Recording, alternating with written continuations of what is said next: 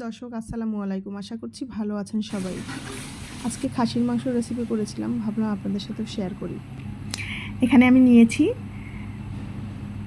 শুকনো মরিচ, তারপর দারচিনি, এলাচ, আর হচ্ছে ধনিয়া, জিরা, লং, গোলমরিচ নিয়ে কিছুক্ষণ তেলে গুঁড়া করে নিব।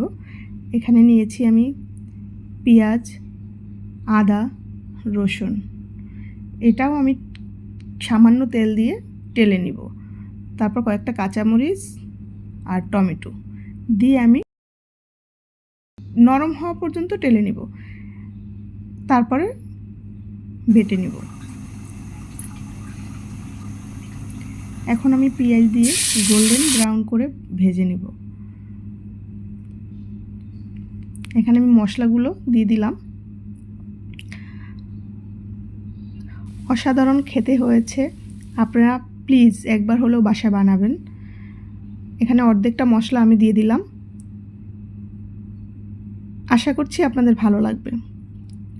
আর ভালো লেগে থাকলে আমার ফেসবুক পেজটি ফলো করে দিবেন, ইউটিউব চ্যানেলটি সাবস্ক্রাইব করে দিবেন। আমার সাথে থাকার জন্য ধন্যবাদ। এখানে আমি লবণ, হলুদের গুঁড়া 2 চামচের মতো হলুদের গুঁড়া দিয়েছি, আর মরিচের গুঁড়া সেটাও একটু 2 চামচের মতো দিব, কারণ আমি একটু ঝাল খাই, আপনারা চাইলে একটু কম বেশি দিতে পারেন।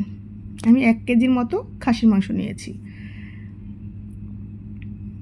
কিছুটা পানি দিয়ে আর একটু ভালোভাবে কষিয়ে নেব।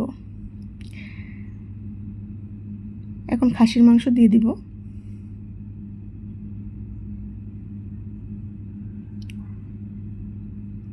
ও হয়, এই খাসির মাংস রান্নাতে আমি 1 ফোঁটাও পানি দিইনি, 1 ফোঁটাও না, কারণ এটা একদম ডিম আছে রান্নাটা হবে।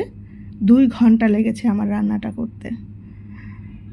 আপনারা একবার বাসায় বানিয়ে আত্মীয়স্বজন বা ফ্যামিলির সাথে শেয়ার করবেন, দেখবেন ইনশাল্লাহ অনেক ভালো বলবে। আপনাকে জিজ্ঞেস করবে রেসিপিটা কোথায় পেয়েছো, আর আমাকে কমেন্ট করে জানাবেন কেমন হয়েছে আপনাদের রান্না। ঢেকে দিলাম,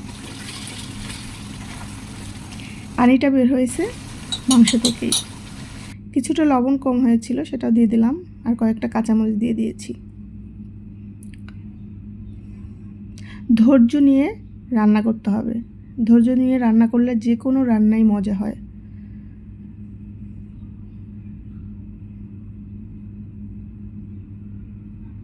আশা করছি আপনাদের ভালো লাগবে, দেখেই লোভনীয় মনে হচ্ছে। সবাই ভালো থাকবেন, আমাদের জন্য দোয়া করবেন। আসসালাম।